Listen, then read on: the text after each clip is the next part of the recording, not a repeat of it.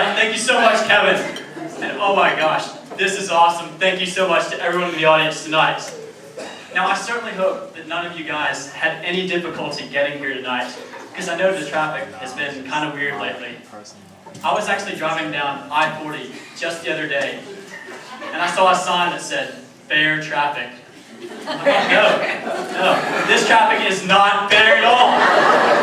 I work 10 hours a day, 5 days a week, and I pay all my income taxes. I deserve something a little more fair than this, fair traffic. Let's move on to something a little more enjoyable.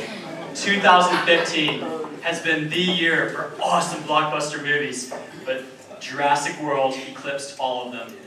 It's hard to believe now, but the original Jurassic Park movie came out over 23 years ago. I think it's safe to say at this point that the Jurassic Park franchise has become a dinosaur. Even Jurassic World, though, may yet be eclipsed by the 7th installment of the greatest movie franchise of all time. You guys know what I'm talking about, right? And if you don't, you need to get out there right now and go see Fast and Furious 7.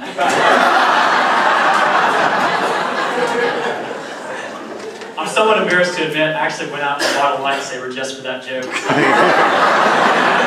Those things are expensive, holy cow. It's clear to me now why Luke Skywalker took the cost-sensible approach and just built his own. Anyways, my personal favorite movie this summer was a little-known, low-budget flick about sexy robots. Or accountants, as we normally call ourselves. So, yeah, accountants. So, I have to confess, this is actually my 5th time on stage here for the search for the Triangle's funniest accountant. Yeah, that pretty much makes me the grizzled veteran of funny accountants in the Triangle. It can get kind of awkward at parties sometimes. So my friends will be like, oh yeah, this is Peter Gross. He's the grizzled veteran of funny accountants. And after the other person goes, what are you talking about? I have to explain that, no, it's only funny accountants in the Triangle. I'm not widely known in other funny accountant circles. Yeah. Being widely known, though, is not all it's cracked up to be. I think we were all a little saddened and shocked this summer by the startling news about longtime Subway spokesperson Jared Fogle. Who would have ever imagined there could be underground activity going on at Subway?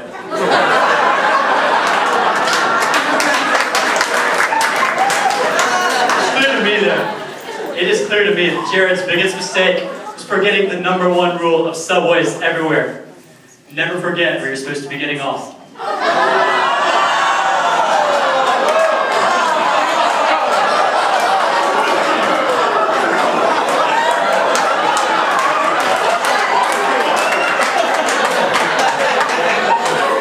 You guys love Subways, I guess.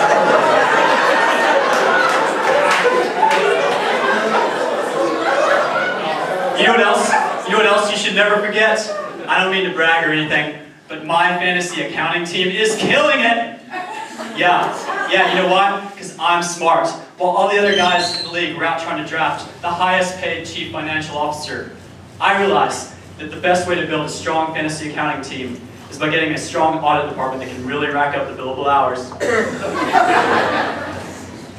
There was one guy in my league who was all like, oh yeah, I got Adrian Peterson. And I'm like, oh yeah, Adrian Peterson is not an accountant. I don't even know why you think he was. The guy has 6 kids. Can you believe it? Six kids. No real accountant would ever have 6 kids. It just wouldn't be fiscally responsible.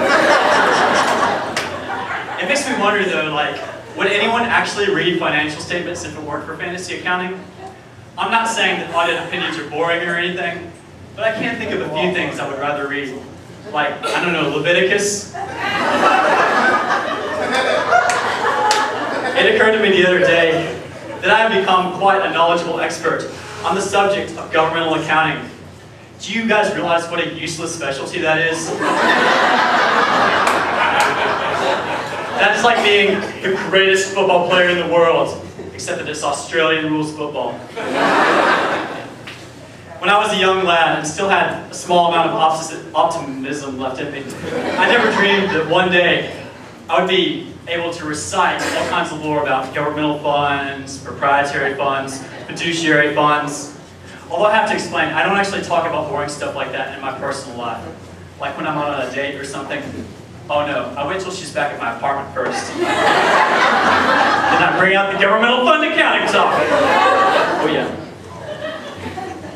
Yeah, no, the great thing about my job is that I audit the Department of Transportation, which means that I get to hang out with a bunch of engineers every single day.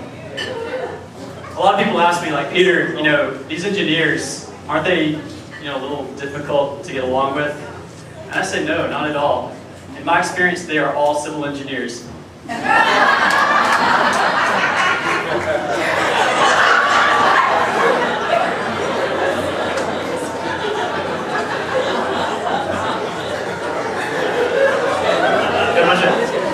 A bunch of engineers in the house or something.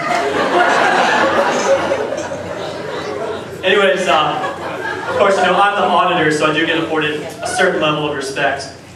To give you guys an idea of what I'm talking about, if you've ever been driving down the highway when you see a construction site, and there's like half a dozen dudes just standing around doing nothing, while there's one guy maybe kind of working. Any of you guys ever see that before? Well, I don't. Oh crap, the auditor's coming, better get back to work. And of course, anytime you consider the DOT, you have to remember it's red-headed stepchild, the Division of Motor Vehicles.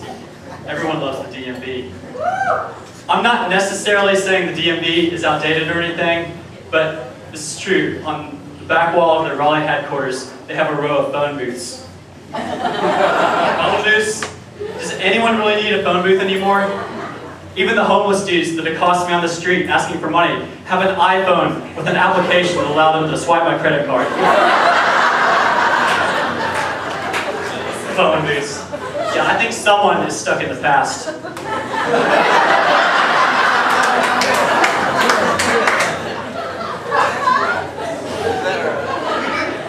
Anyways, DMV. Now, you guys may realize that certain guys around town are so socially connected that they can completely bypass the line outside all of the hottest dance clubs.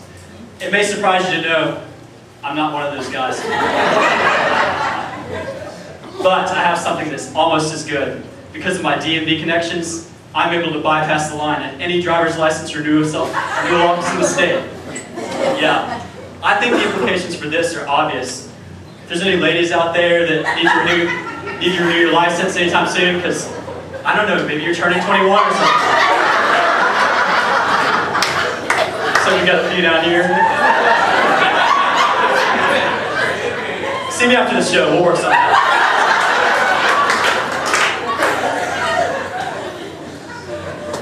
Alright, you guys have been a blast. You joined this funny accounting thing, yeah?